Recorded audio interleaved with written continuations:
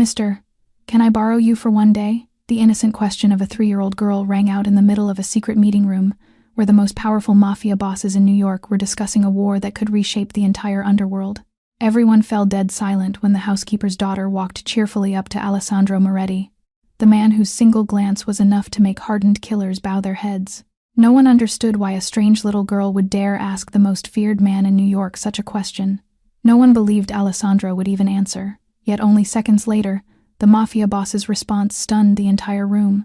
That seemingly ordinary moment became the starting point of a story that not a single person present that day could have ever imagined. Alessandro Moretti lifted a single finger. That was all it took. 12 men in black suits rose from the walnut table without a word, without a glance, without the scrape of a chair that had not been lifted first. They filed out the way soldiers leave a chapel, heads bowed, hands empty. The pistol on the velvet cloth stayed where it was. The whiskey stayed where it was. The cigar smoke hung above the table like something that had forgotten how to move. Marco Ricci was the last to leave. The right-hand man, the one who had stood at Alessandro's shoulder in every photograph the family had taken for a decade. He gathered his notepad slowly, and at the doorway he paused. His eyes went to the small girl in the yellow dress. They stayed there half a second longer than they should have. Then he bowed his head and stepped through. Maria appeared at the threshold before the door had finished closing behind him. Her face had no blood in it. She dropped to her knees on the marble and reached for her daughter's hand with fingers that would not stop trembling. "Signor Moretti, I am so sorry. I will resign at once." Alessandro did not answer that. He was looking at Sophia, who had climbed onto the leather chair across from him, and was now drawing a smiling face on the black velvet cloth beside the pistol. The purple crayon moved with the total concentration only very small children can manage. He watched the crayon, then the child, then the crayon again. "What is your name?"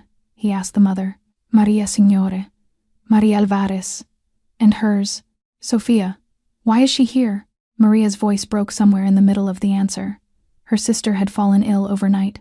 There was no one else. She had prayed the signore would not notice. She had prayed for so many things that morning. Alessandro nodded once. He looked at the purple crayon in the child's fist for a long time, long enough that Maria began to fear the silence more than any reprimand he could give.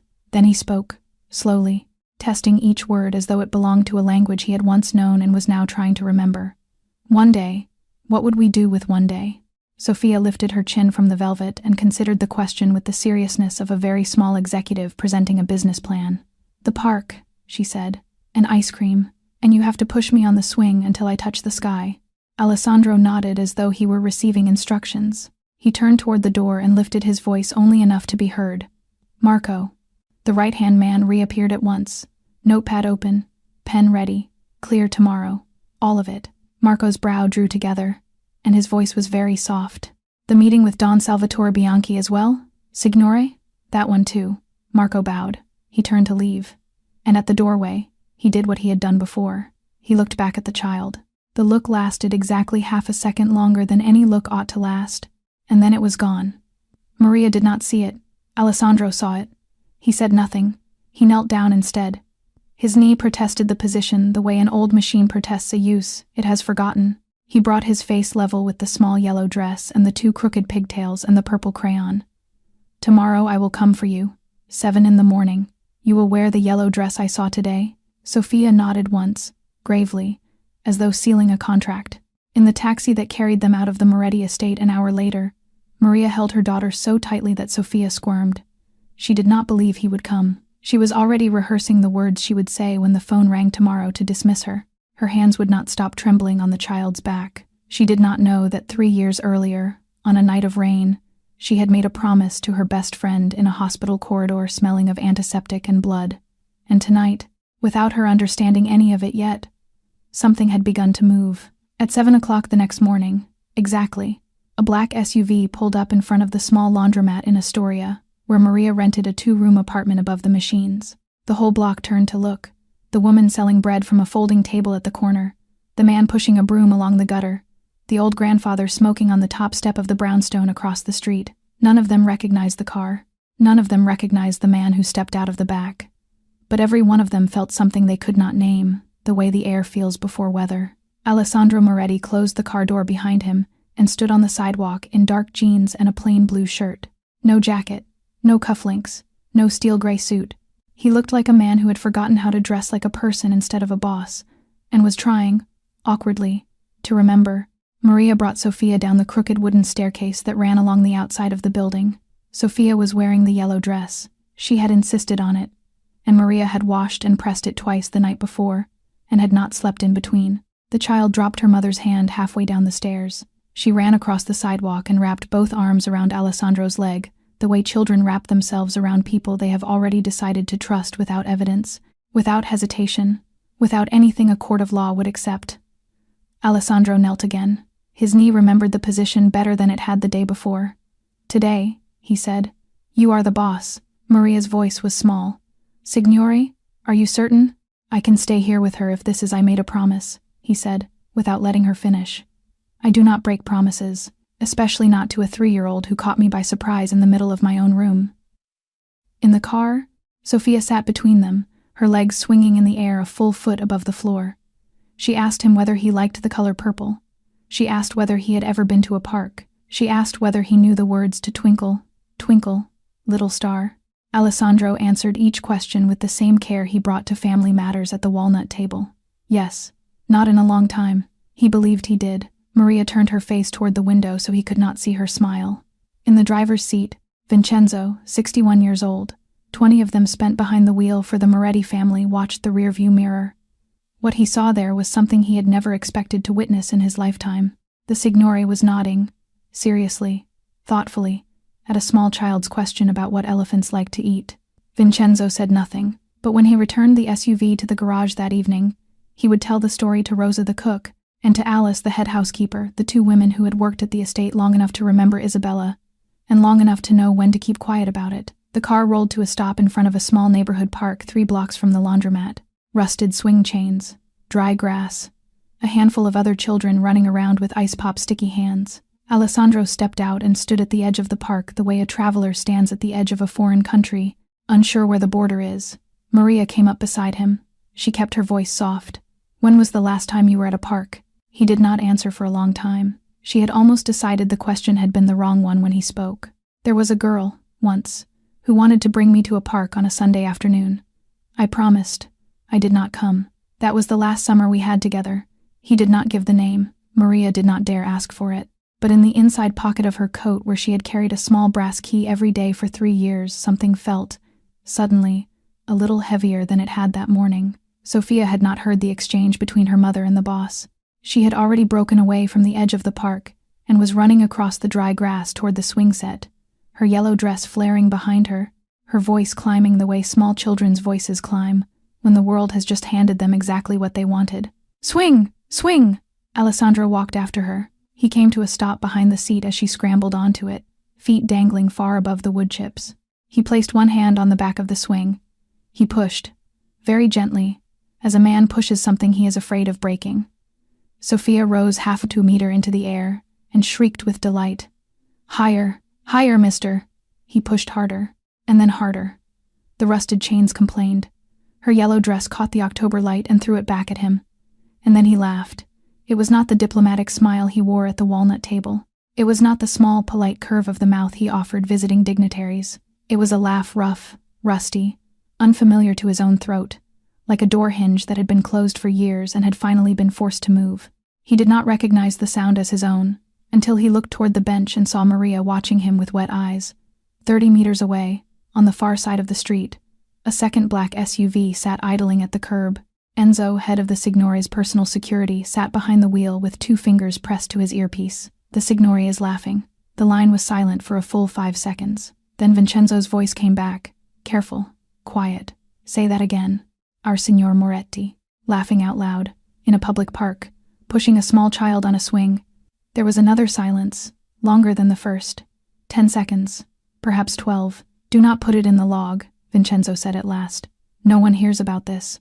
Especially not Marco." "Understood." Sophia counted every push out loud. She reached 14.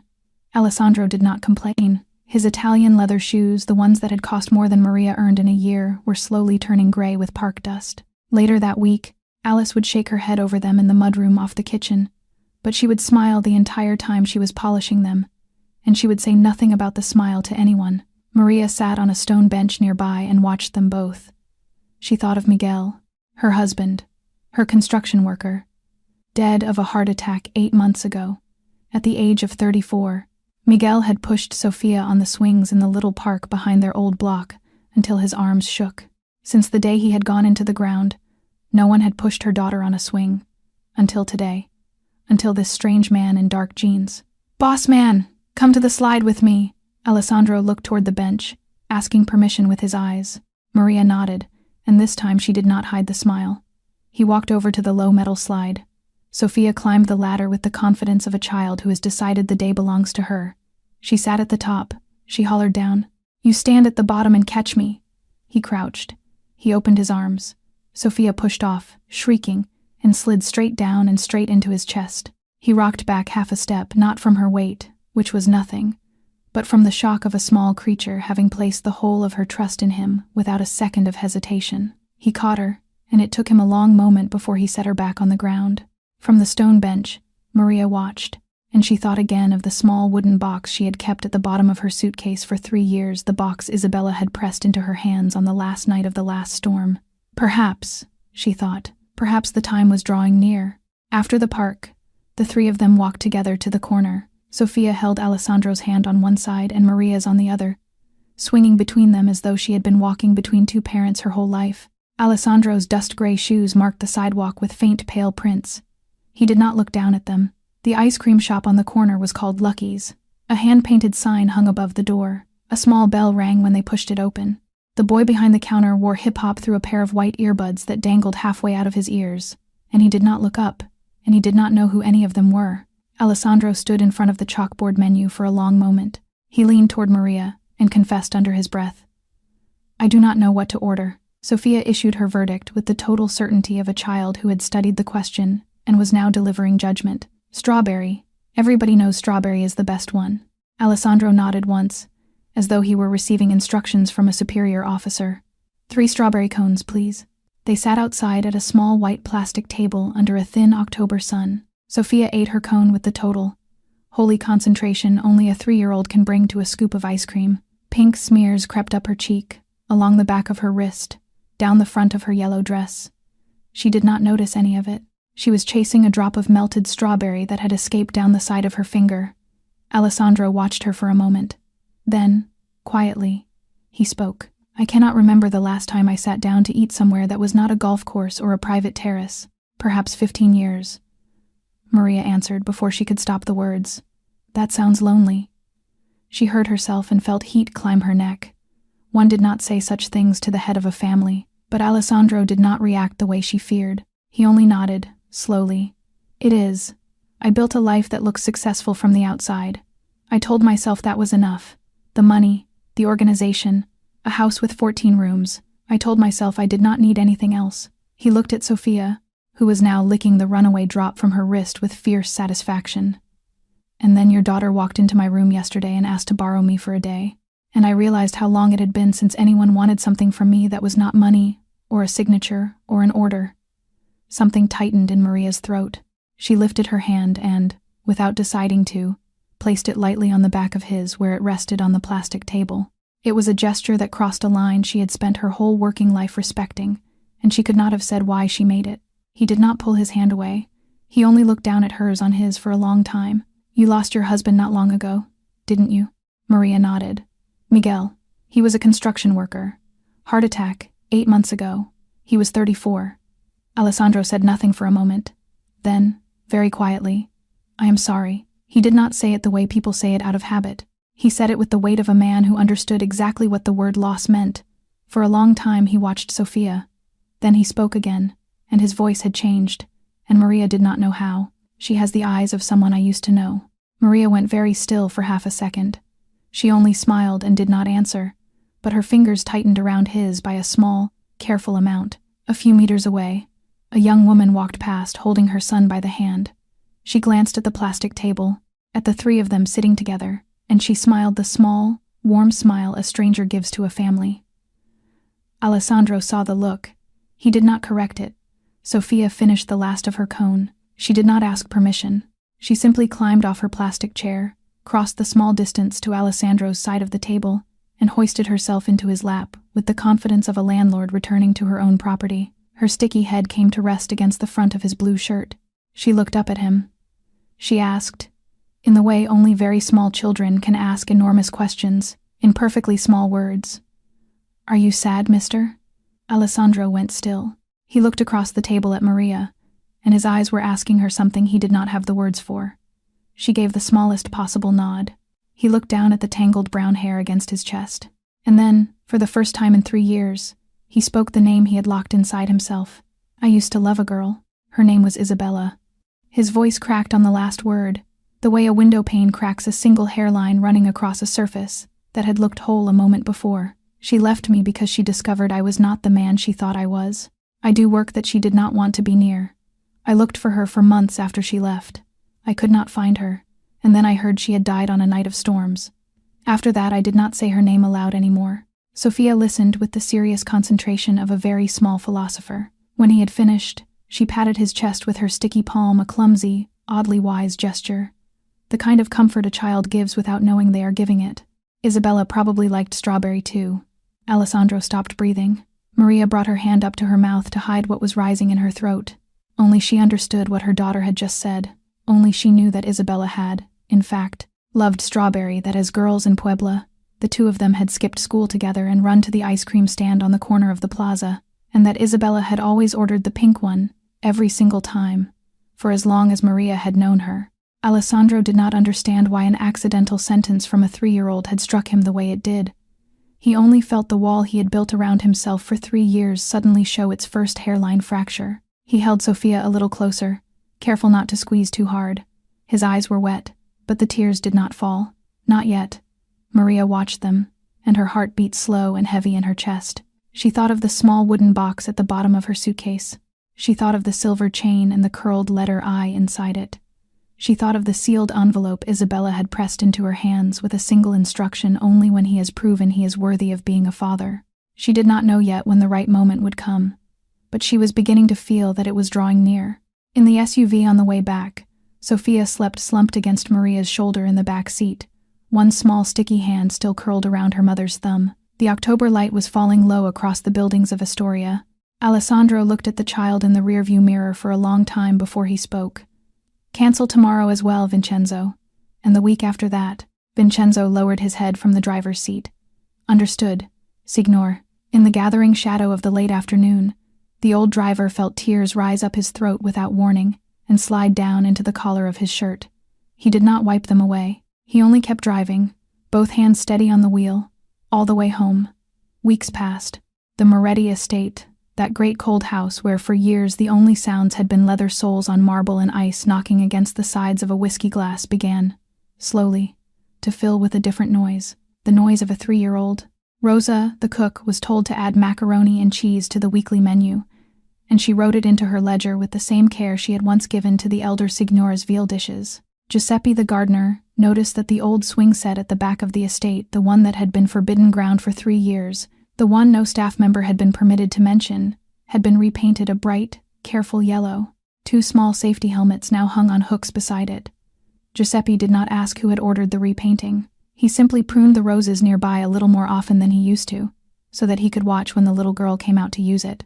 Alice, the head housekeeper, 68 years old, the only person on the estate who had been there long enough to remember the name, Isabella, wept quietly in the laundry room one afternoon, when she discovered that Sophia had dragged a blanket down from the 3rd floor. The blanket had come from the room no one had been allowed to enter for 3 years. Alice did not tell anyone. She simply washed the blanket by hand, folded it, and returned it to the bed on the child's 2nd-floor room without a word. Alessandro noticed. He did not ask. His personal assistant, Elena, began answering the estate's business line with a new phrase. "Signore Moretti is unavailable at present. He is at the park." Callers on the other end went silent for exactly 5 seconds before asking her to repeat herself. She would repeat the sentence in the same calm voice. Some weeks Alessandro walked away from his desk at 4 in the afternoon so he could be home for a small snack with Sophia. Some weeks he was up 2 hours earlier than usual to prepare breakfast for the two of them, for after the 2nd week he had invited Maria and her daughter into the east wing of the house, and after the 3rd week they had stopped speaking about the invitation, as though it had an end date.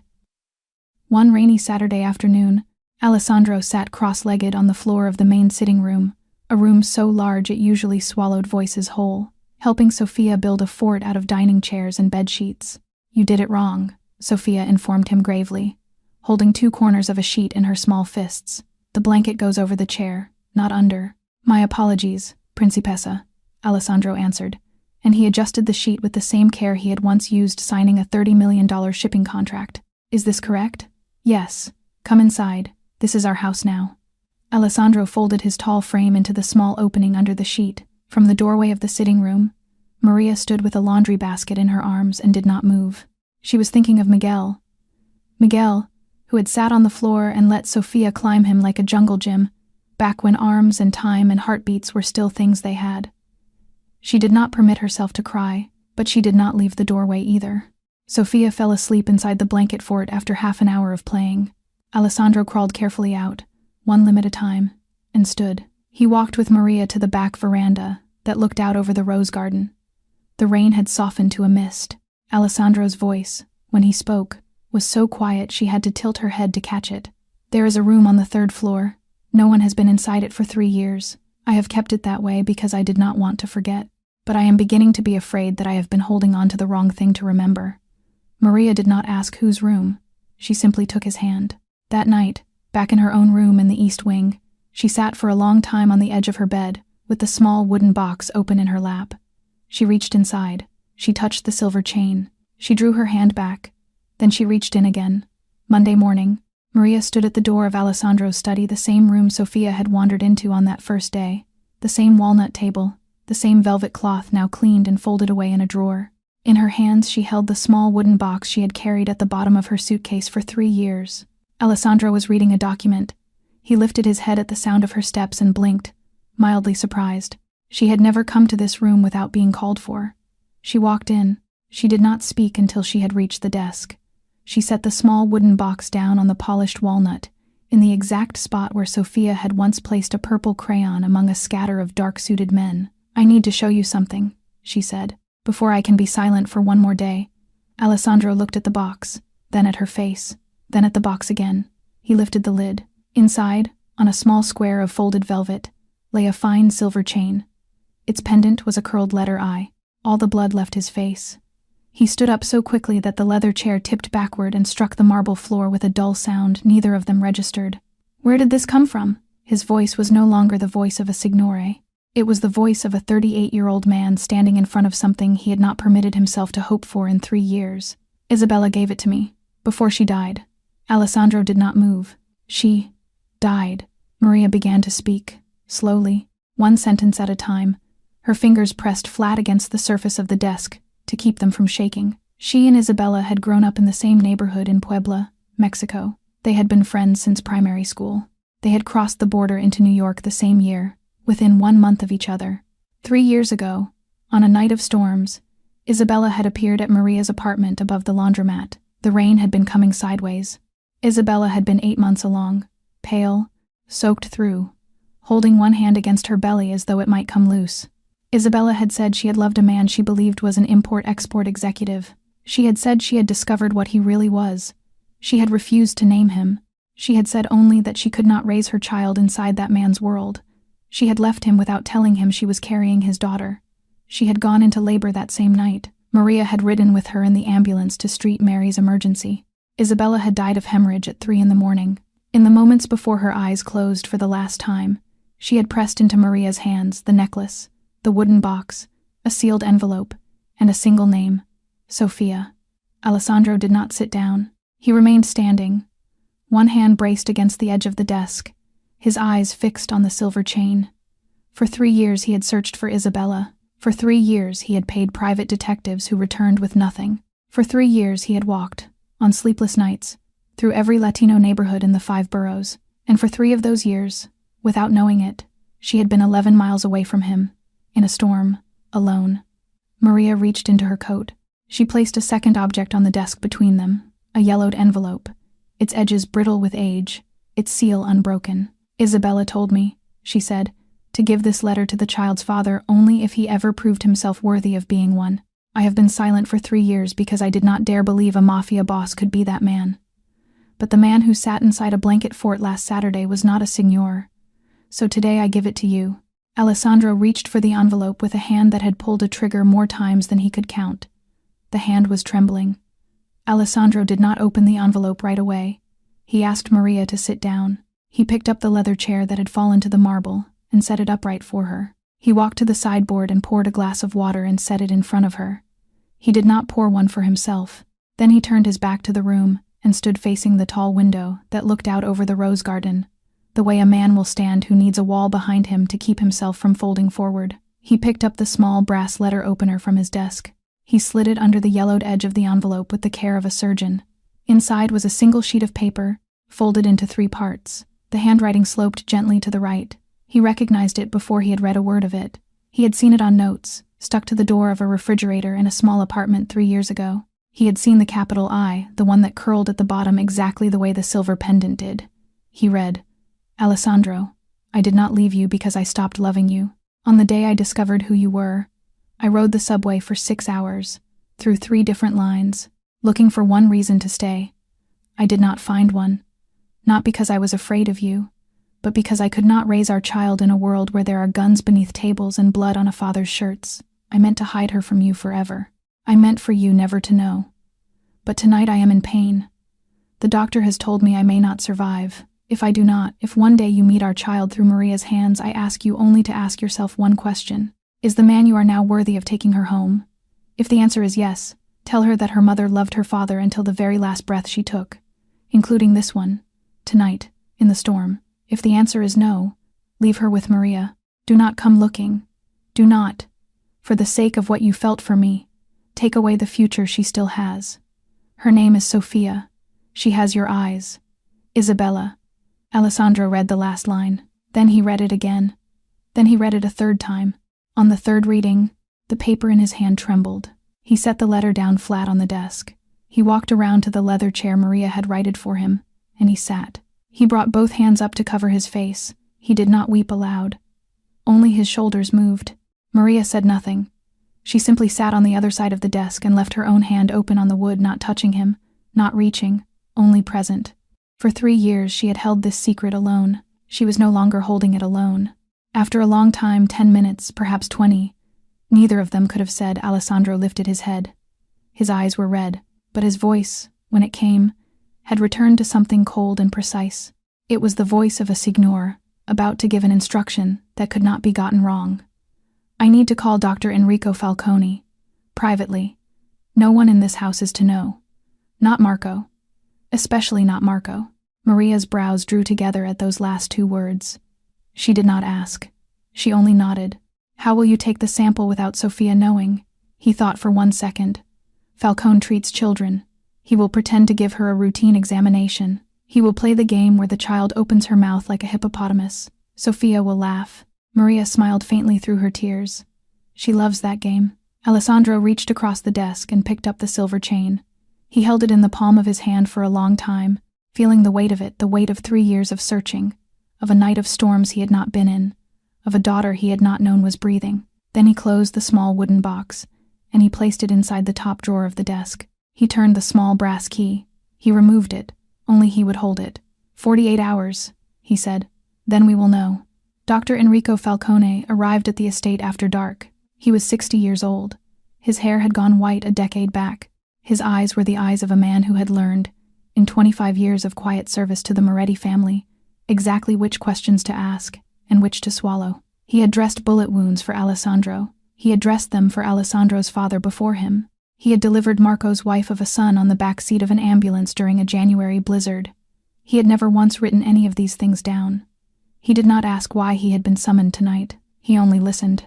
He took the swab from Alessandro's cheek in the study, sealed it into a plain white envelope, and slid it into the inside pocket of his coat.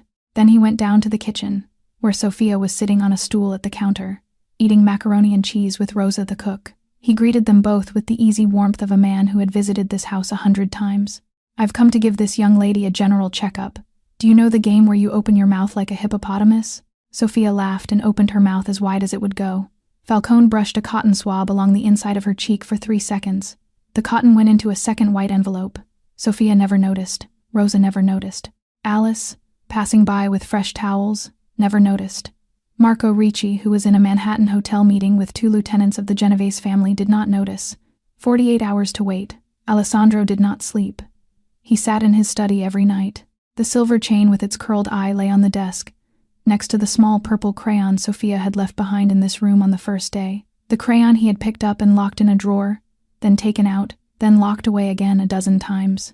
He placed both objects side by side now, and looked at them as though they were two answers to the same question. On the second night, he opened the door on the third floor. The room he had locked 3 years ago. Inside stood the crib he had chosen, the rocking chair, the wrapped packages he had never given.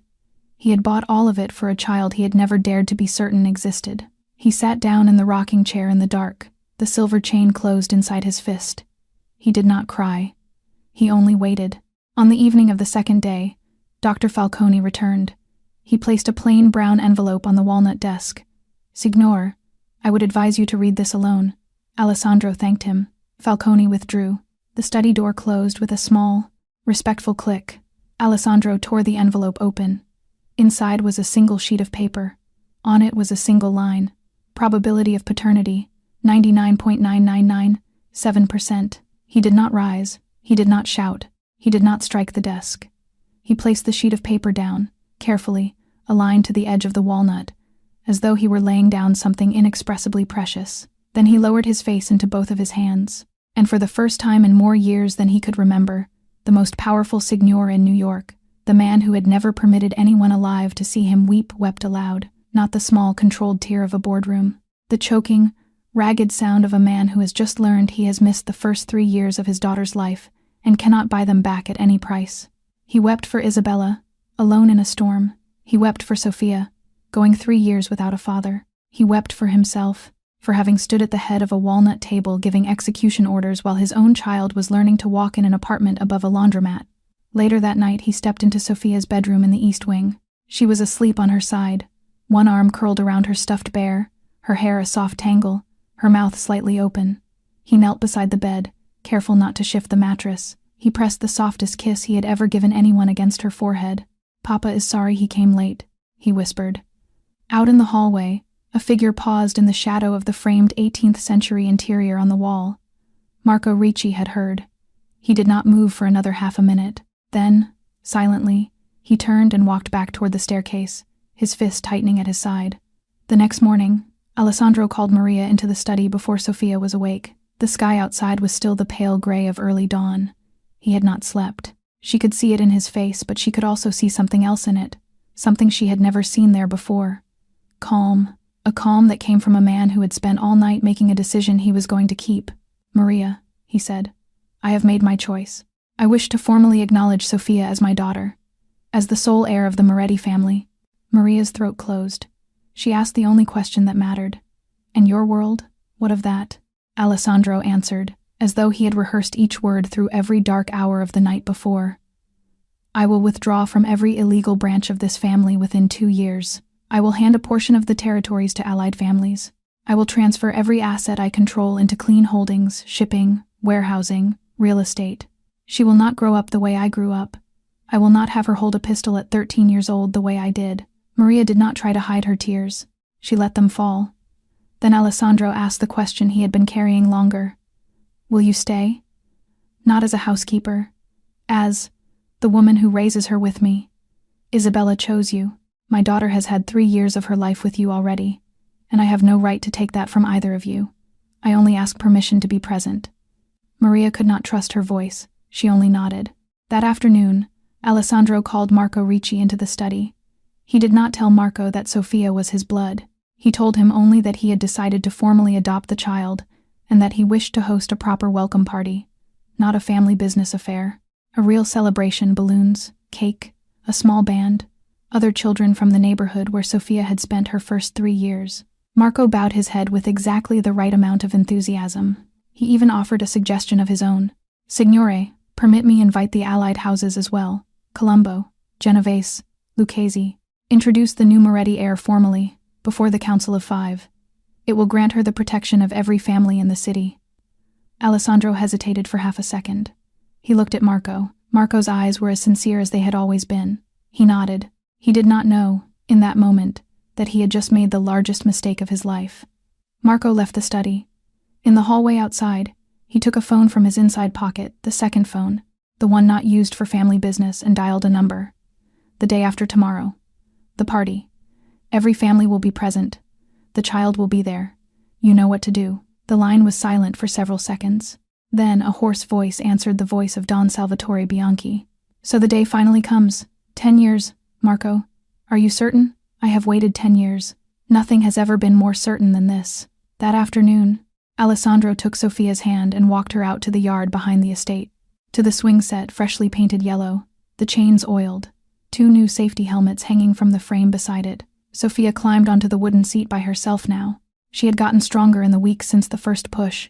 He pushed her gently, then harder still. "Higher, Papa," she shouted, laughing, kicking her feet at the sky. "Higher." Alessandro froze.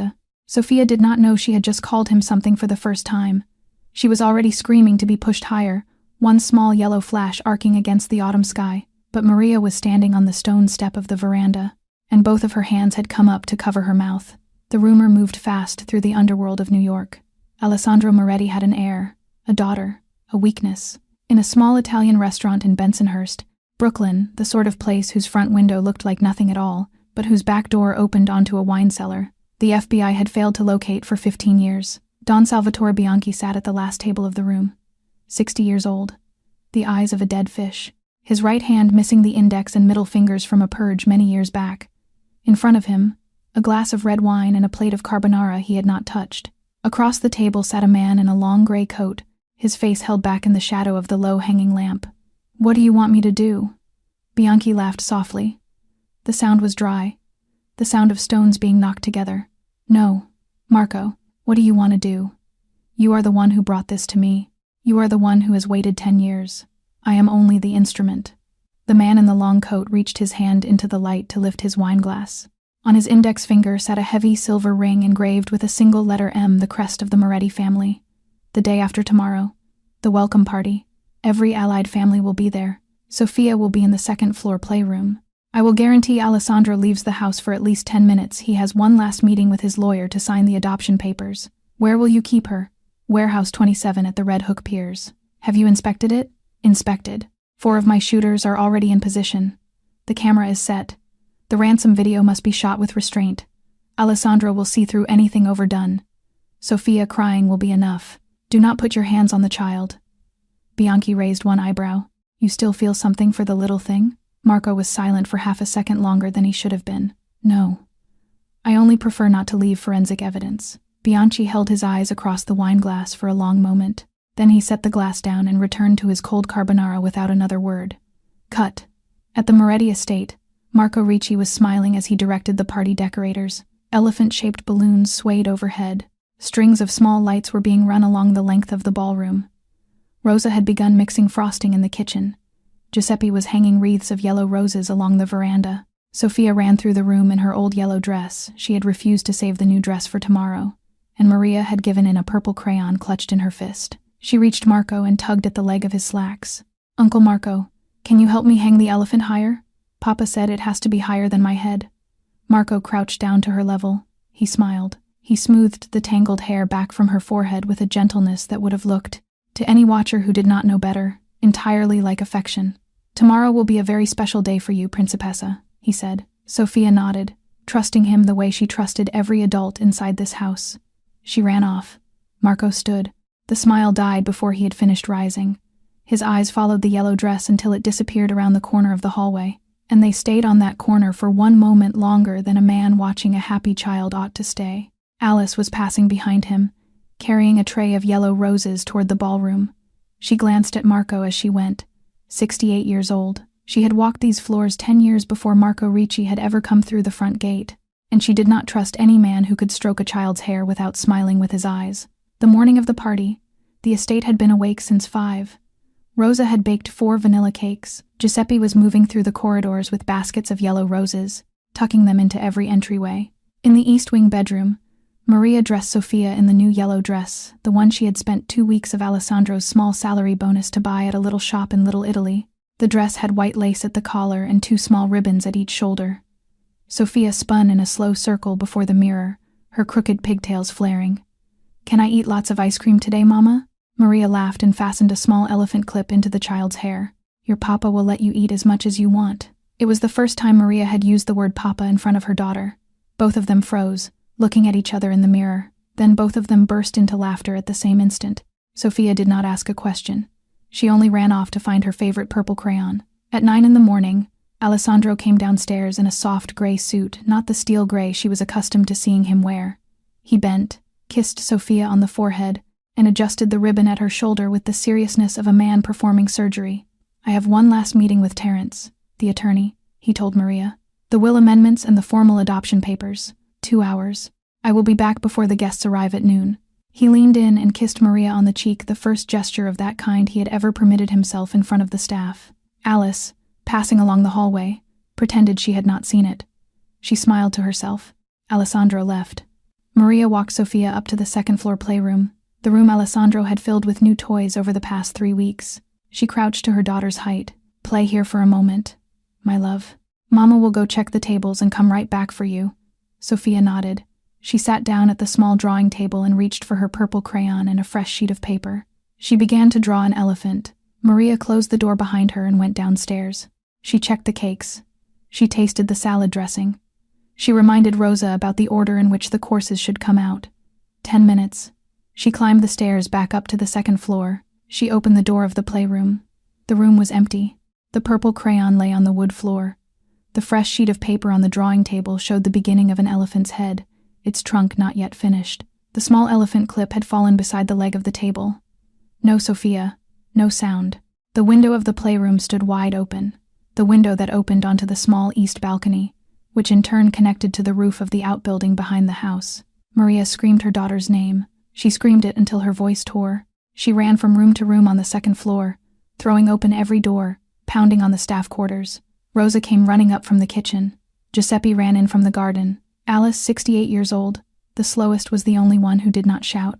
She did not run to Sophia's room. She did not run to search the grounds. She walked, quickly and directly, to Marco Ricci's private quarters at the far end of the west hallway. The room was empty. Marco's suitcase was still on the luggage rack. But the second phone, the black one she had twice seen him hide in the top drawer of the nightstand while she was dusting, was gone. At that exact moment, Alessandro's phone vibrated in the back seat of the SUV. He looked at the screen. An unknown sender. No name, no text, only a video file. He tapped it open. He watched for 4 seconds. He signaled Vincenzo to turn the car around. Immediately, Alessandro reached the front gate of the estate in 15 minutes. The drive should have taken 45. Vincenzo had run 4 red lights and had not spoken a single word from the moment his signore had told him to turn around. Maria was standing in the marble foyer when the door opened. Her face had no blood in it. Her knees were shaking so violently that Rosa was holding her upright with one arm. She could not form words. She only held out the phone. Alessandro took it from her. He did not open the video again. He had watched it in the car. He simply passed the screen back to her so she could see what had been sent. His hand did not tremble, but there was something in his eyes that Maria had not seen before, and it was cold enough that Alice, standing 3 meters away, took half a step backward without meaning to. The video ran 23 seconds long. A dark warehouse, weak light from a single bulb hanging on a chain. Sophia sitting on a wooden chair, her small wrists bound behind her back, her mouth covered with a strip of gray tape. The new yellow dress was smeared with oil and grease. Both pigtails had come loose. She was crying without sound. Her brown eyes stared straight into the camera lens. Isabella's eyes. A digitally distorted voice cut into the frame. "Signor Moretti, you have 36 hours. You will surrender the whole of your Brooklyn and Queens holdings, and the Red Hook Piers, to the Bianchi family. You will formally announce the dissolution of the Moretti organization before the Council of Five. Once this is done, you will receive your daughter back. If you send one gunman, we will send you a pigtail, then a finger, then the rest. If you contact any police, the same. 36 hours. From the moment you received this video, the video ended." Alessandro set the phone down on the marble console in the foyer carefully, squarely, the way a man sets down a bomb whose fuse has been lit. Then he raised his voice, only slightly. "Bring me Marco Ricci." Marco appeared in the foyer within 5 minutes. His eyes were red. His voice was tight with the correct grief. His hands shook by the correct amount. "Signore, I heard it from Rosa. My God, we have to hand it over at once. Nothing is worth more than the child. Let me go to Bianchi myself. I know him. I can talk to him." Alessandro looked at him for a very long time, long enough that Marco had to swallow. Then Alessandro spoke, and his voice was strangely, unnervingly calm. Go home. Pack a bag. In 30 minutes we meet in the basement. I need you. Marco bowed his head. He said yes, Signore. He turned toward the door, and at the threshold he turned back one last time. Signore, from the heart, I am sorry for you. That child is the best thing that has happened to our family in years. I will do anything. Alessandro only nodded. Marco left. The door closed behind him. Alessandro turned to Maria. His voice was low, but there was nothing warm in it now. Bianchi will not let Sophia live. Not if I give him all of New York. This is a trap. But Bianchi is not the man who set it. Bianchi is not clever enough to have chosen the exact day, the exact room, the exact 10 minutes, when Sophia would be alone. Only someone inside this house knows that the second-floor playroom window opens onto the outbuilding roof. Only one man in this organization knows Bianchi well enough to make an alliance with him, and knows that the adoption papers were to be signed today. Maria did not ask. She had already understood. She only whispered the name. Marco. Alessandro nodded once. We have 36 hours on the video. We have, in truth, 8. After 8, when he realizes I am not preparing to hand over the territories, he will order Sophia killed before I can reach the warehouse. We must be at Red Hook before dawn, and Marco is not to know when we leave, by what route, or with how many men. He raised his voice. Alice. She came at a run she had not run in 15 years. Alice. When Marco comes down to the basement, I need you to enter his private quarters and take his second phone. Can you do this? Alice, 68 years old, straightened her back for the first time in 20 years. Signore, I have waited 20 years to be asked to do something that mattered. The basement of the estate was a room without windows, concrete walls, a single low light hanging over a long metal table in the center. This was the tactical room of the Moretti family. Not every man who wore the Moretti crest had ever been permitted to enter it. Marco had entered it 100 times. Marco was not there tonight. Alessandro had summoned 8 men. His 8. The ones he had personally chosen 20 years earlier, before Marco had ever come through the front gate. Not one of them had been placed in this room on Marco's recommendation. Marco, at that moment, was sitting in the ground floor study, tasked with opening negotiations with Bianchi by telephone, a fabricated assignment designed for one purpose only, to keep him out of his own bedroom for as long as Alice needed. Alessandro unrolled a schematic of Warehouse 27 at the Red Hook piers across the metal table. He spoke for 8 minutes, not one sentence longer than was necessary. The only approach was a narrow alley between 2 abandoned freight buildings, with 4 ideal sniper positions overlooking it. The western wall was old, poured concrete, thin enough to be breached with 4 bricks of C4, which would open a secondary route through a curtain of smoke. 3 prongs of assault. Enzo's team would blow the western wall and generate the smoke. Lorenzo's team would seal the eastern egress and take up sniper positions with suppressed rifles. Alessandro and 4 remaining men would enter through the main door. No car was to leave the estate before 4 in the morning. No man in this room was to make a phone call. No man was to send a text. No man was to leave this room. If Marco asked what was being decided, Marco was to be told the Signore was considering the surrender of the territories. 8 heads nodded. No one asked a question. At that moment, the tactical room door opened. Maria walked in. All 8 men were on their feet before they had made the decision to stand, not because she was the woman of the house, but because there was a revolver in her hand. She placed the revolver on the metal table beside the schematic. Signore Moretti, 3 years ago, Isabella placed my daughter in my arms and told me to guard her with my life. I have guarded her for 3 years. I am not standing outside tonight. Alessandro looked down at the pistol. Old cylinder. Colt Detective Special. He recognized it at once. This was Miguel's gun. The gun of the construction worker who had died of a heart attack 8 months earlier at the age of 34. He looked up at Maria. She did not lower her eyes. Have you ever fired one? Miguel taught me. Every Sunday at a range in New Jersey for 2 years. I am not good, but I can hit a target at 5 meters. Alessandro lifted the Colt, checked the cylinder 1 round in the chamber. He turned to the weapons cabinet and opened it. From the lower shelf, he took a Glock 26 small in the grip, compact, easy to fire, and a box of 15 rounds. He set both into Maria's hands. Behind me, 3 paces. You do not leave those 3 paces. Maria nodded. 3:45 in the morning. The door of the tactical room opened, and Alice stepped inside, carrying something wrapped in a dish towel. She unwrapped a black cell phone and set it in Alessandro's hand. Marco's phone.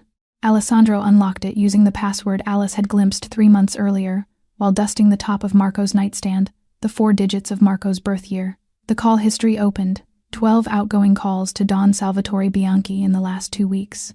The message thread opened. A single line sent at 8 o'clock the previous evening. Tomorrow. Child in second floor playroom. East window. 36 hours on the video. 8 hours in truth. After that, finish it. Alessandro did not rage. He did not shout. He did not strike the table. He simply powered the phone off, slid it into the inside pocket of his coat, and walked toward the stairs. Before leaving the house, he stopped at the door of Sophia's bedroom. He picked up the stuffed bear she had left on the pillow. He tucked it inside his coat, against the left side of his chest, above his heart.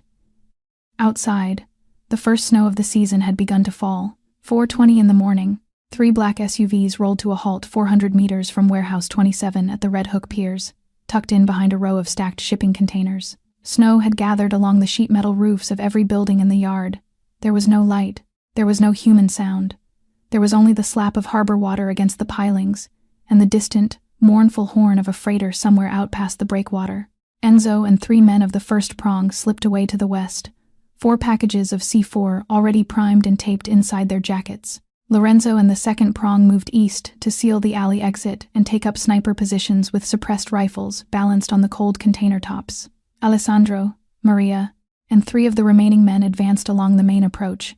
Alessandro walked in front. Maria walked exactly 3 paces behind him, both hands closed around the grip of the Glock the way Miguel had taught her on Sunday mornings at a range in New Jersey. Snow crept sideways across her face. 4:29. Enzo pushed the detonator. The western wall of the warehouse came apart with a low, professional thump, not a spectacle, only a controlled deletion of concrete. A curtain of gray smoke unrolled through the yard. Voices shouted inside. 4 of Bianchi's shooters ran from the western corner toward the blast. Lorenzo's rifles took 2 of them down before their bodies had finished falling. Alessandro and the third prong pushed through the main door. Gunfire cracked. A hanging bulb burst. He moved through the smoke and the muzzle flare, using the muscle memory of a man who had lived in dark rooms since he was 13 years old. 3 of Bianchi's men were on the floor before Maria had finished reloading her first magazine. She followed him 3 paces back, as she had promised, and did not look down at what she stepped past. They pushed deeper into the warehouse. Alessandro heard the small, muffled crying before he saw the door. It was coming from the cold storage room at the far end of the building, an old refrigerated bay with a thick steel door. He pressed against the wall beside it, listened, then eased the door open with the side of his boot. Inside, on a single wooden chair in the middle of the floor, sat Sophia. Her wrists were bound behind her back. A strip of gray tape sealed her mouth. When she saw him, her whole body jerked forward against the ropes. A muffled sound came through the tape. Tears were sliding down both of her cheeks. But this was a trap, set inside a trap. Out of the shadow behind Sophia's chair, Don Salvatore Bianchi stepped forward. 60 years old. A long black fur coat draped across his shoulders. In his good hand was a 9mm Beretta, and the muzzle of it was pressed against the temple of the child. "You are exactly on time, Signore Moretti. Put the pistol down. You as well, madam. The one behind." Alessandro let his weapon slip from his fingers. It struck the metal floor with a flat, hollow ring. Maria lowered hers. Bianchi laughed softly. "So at last I meet the famous daughter. She is a pretty child. She has her mother's eyes. Wouldn't you say?" Alessandro went very still for half a second. Because she has her mother's eyes was not something Bianchi should have been able to say. Only 3 people in the world knew that Sophia had Isabella's eyes. Alessandro, Maria, and a third person who had once read a letter in a locked drawer of a study on a night when a grieving father had left the drawer open by mistake. Bianchi saw the reaction. His smile widened. "You wonder how I know? You will understand in a moment. You see, I too have been curious. How did you raise a daughter for 3 years without anyone knowing? The answer is very simple. You didn't. Someone else raised her for you. And someone else has been waiting 10 years for you to have something worth taking." Bianchi's eyes flicked past Alessandro's shoulder. From the doorway they had come in through the door, Alessandro and Maria had just walked past a figure stepped soundlessly into the room. The pistol in his hand had no suppressor on the barrel. Alessandro did not need to turn his head. He spoke without anger, only with a kind of tired recognition. Marco Ricci, the right hand of 10 years, smiled. It was a smile Alessandro had never seen in 10 years of sitting beside this man at every walnut table. It was not the smile of a loyal lieutenant. It was the smile of a man who had been waiting for a very, very long time. "Signor Moretti," Marco said. His voice was low and mocking and cold. "My older brother, the man for whom I have taken 3 bullets in 20 years. Do you know what percentage of this organization I have run for the last 5 years?" Alessandro did not turn his head. He kept his eyes on Bianchi, and on the muzzle of the beretta still pressed against Sophia's temple. His hand hung loose at his side. 70%. Marco answered his own question. 70. You were only the name at the top, the pretty face for the Italian papers. The man who signed the money transfers. I was the one who did the work. The Bonanno purge some years back, did you think that was you? It was me, Vincent Citrullo, not you, me. I waited. I waited for the day you would make one mistake big enough to give me a reason. Alessandro's breathing did not change. And Bianchi? Bianchi laughed from behind Sophia's chair. A hoarse, satisfied laugh. Marco answered without looking away from Alessandro. Bianchi is a puppet. After tonight, after you die, and the child dies, and this woman behind you dies, I will put my own bullet through him and every one of his lieutenants. I take both families. The Council of 5 will have no other choice but to acknowledge me. This is 10 years of preparation. Do you not see it? All those meetings you presided over. With me standing at your right, I was not standing there out of loyalty. I was standing there to count, counting every day until you would be weak. Alessandro at last turned his head slowly and looked at him. And then Sophia walked into that room. That day. Marco nodded. One corner of his mouth curled upward into the beginning of a smile. Then that little thing walked into your meeting with a purple crayon. And I knew. At last you had something to lose. I had waited 10 years with nothing in your hands for me to twist. That child placed the handle in my palm the very first day. Alessandro was silent for a long moment. Then he asked the last question, and his voice was quiet. And Isabella? You knew she was dead. You knew Sophia was mine. How did you know? Marco smiled, a smile of open bragging. I read her letter in your study. On the night Dr. Falcone brought the result. You opened the locked drawer to take out the necklace. You did not lock it again. You were led by feeling. That is the mistake of a man with sentiment. A man without sentiment never leaves a drawer open. Marco took another step forward. He raised the pistol and pressed the muzzle against the center of Alessandro's forehead. Bianchi laughed behind him. Do not draw it out, Marco. Kill him, and then kill the child. Marco laid his finger on the trigger. There was not one thread of hesitation in his eyes. There were not 10 years of standing at Alessandro's right shoulder in family photographs. There was only the cold satisfaction of a man who had at last arrived at the destination he had walked toward for a decade. Sophia, still tied to the wooden chair, was looking at Alessandro. She did not understand what was happening, but she could see her papa. She screamed against the strip of tape sealing her mouth. Alessandro looked at his daughter for the last time. He thought of the rose garden after the rain. He thought of the yellow swing behind the house. He thought of the blanket fort on the sitting room floor. He thought of a small voice shouting higher, "Papa," into an autumn sky. He closed his eyes. A shot cracked through the warehouse, but it did not come from Marco's pistol. Marco went still, his entire body went still, as though something inside him had been switched off. A dark trickle of blood escaped from the corner of his mouth and ran down his chin. The pistol slid from his fingers and clattered onto the metal floor. His knees buckled slowly, one at a time, and he sank forward onto the cold plates of the warehouse floor. 3 paces behind where Alessandro was standing, Maria Alvarez lowered the Glock 26. Both of her hands were shaking. A thin curl of smoke was still rising from the barrel. She had put the round through the center of Marco Ricci's back, precisely on the mark that her husband Miguel had taught her to hit every Sunday at a shooting range in New Jersey. Bianchi shouted.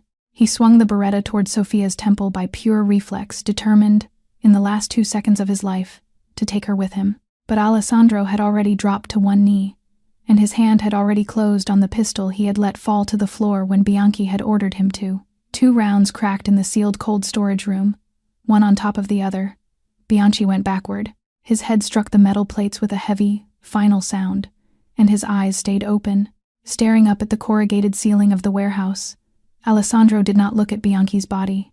He did not look at Marco's body. He crossed the room to Sophia's chair in 3 strides, and he set his pistol carefully on the floor before he touched her, still cautious, in the middle of all of it, of a loaded weapon near the child. From his belt he drew the K-bar and cut the rope at her wrists with the smallest possible pressure of the blade. He peeled the gray tape from her mouth as slowly as his shaking fingers allowed. Sophia's breath caught. She wailed. She threw both small arms around his neck with a strength that closed off his throat, and she pressed her wet face into the side of his jaw. "Papa! Papa! Papa!" She did not know it was only the 4th time in her life she had called him that word. He knew. He gathered her in against his chest with his one good arm. The other arm was still bleeding. The round Marco had put through his shoulder before Maria had put a round through Marco's. Back had come out clean at the rear, but it had come out through him. His coat was heavy and dark with the blood of it. He did not seem to feel it. Maria came to them. Her hands were still shaking.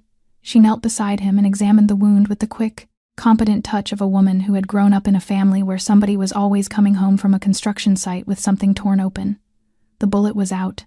The exit wound would need stitches. She unwound the wool scarf from her own neck and bound it tight around his shoulder as a temporary tourniquet. Outside the cold storage room, the gunfire had thinned. Then it had stopped altogether. Enzo's voice came scratching through the radio on Alessandro's collar. Clear. Signore. 6 of Bianchi's shooters down. 3 surrendered.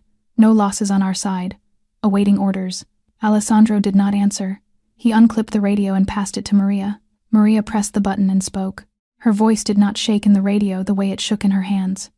Bring the ones who surrendered outside. There will be no execution here. Wait for the signor. Alessandro looked down at Marco's body. 10 years of images flashed behind his eyes with the speed only grief moves at.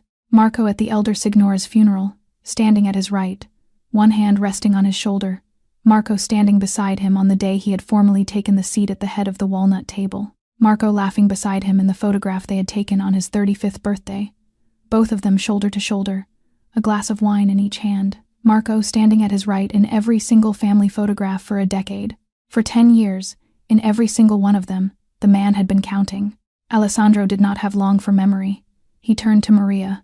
Blood was still dripping from his shoulder onto the metal floor between them. You have just saved the life of the man who abandoned your closest friend. Thank you. Maria shook her head. Tears were running down both of her cheeks. No, signor. I have just saved the life of the father of Isabella's daughter.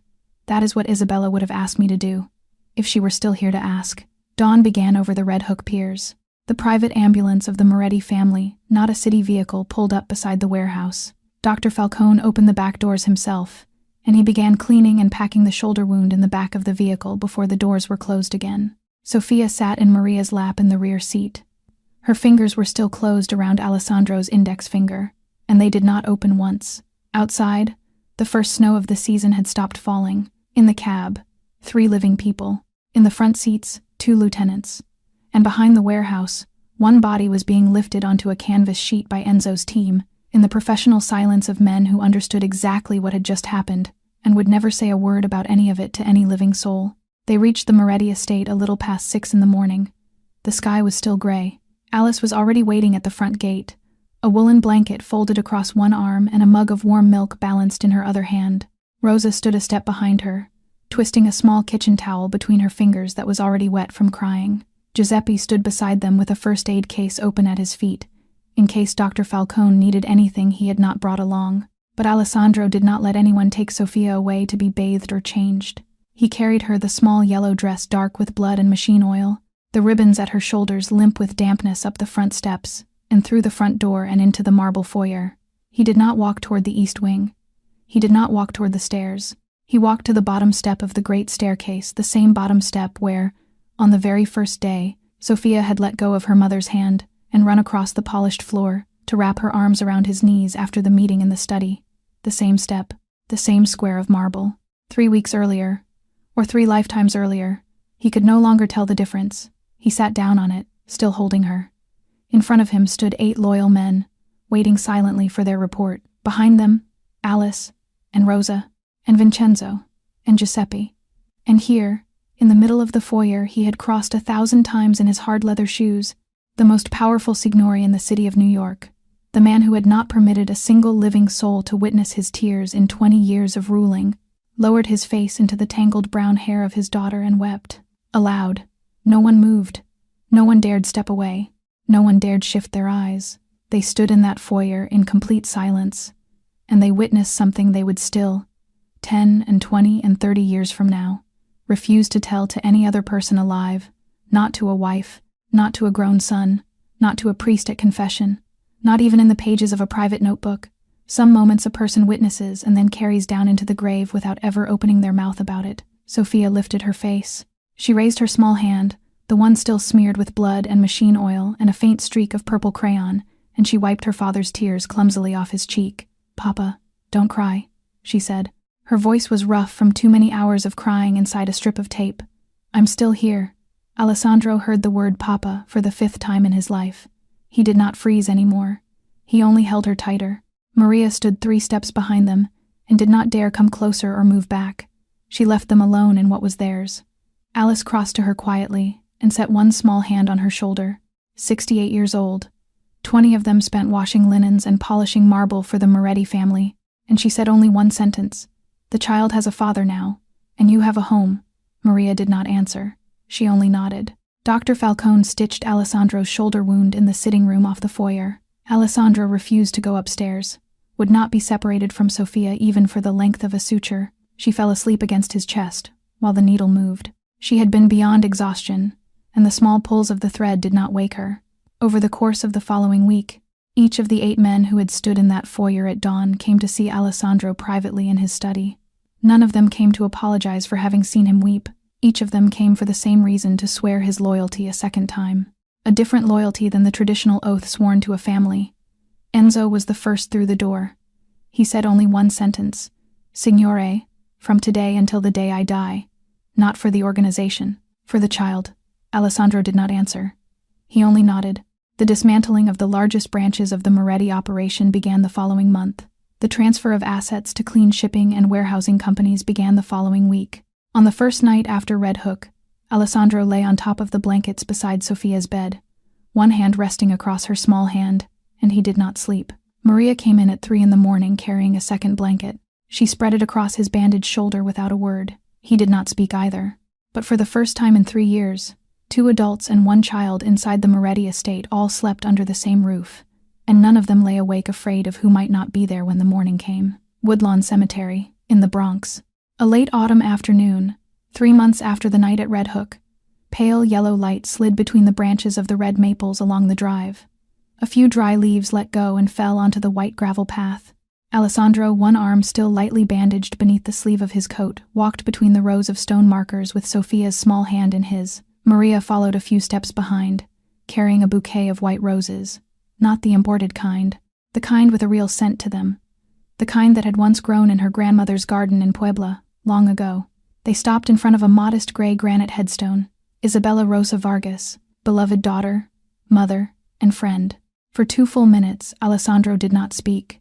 He only bent down, and he laid the white roses gently against the base of the stone.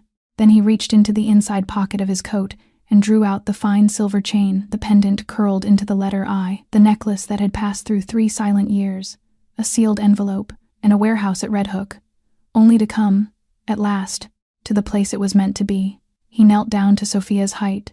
His knee was no longer a stranger to that position. He fastened the silver chain around the small, warm neck. This belonged to your mother. She gave it to Auntie Maria to keep for you. Now it belongs to you.